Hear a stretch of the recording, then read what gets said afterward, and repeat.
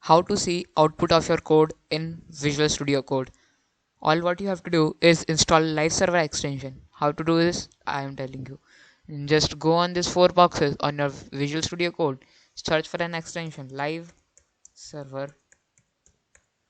You will find it so easily on the top with the Ritwig Duo made it by. Then just install it.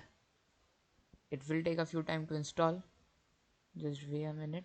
It's installed already. The extension enabled globally. Okay. Now when you will go to your code,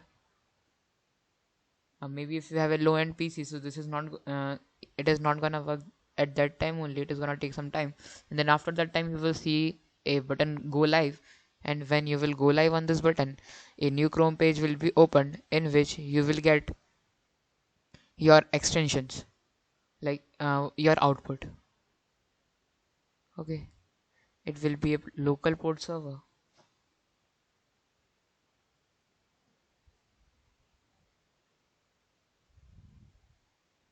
See, if you guys also wanna make this game, so just watch the video. Okay, fine. Thanks for watching. Please subscribe and like the video.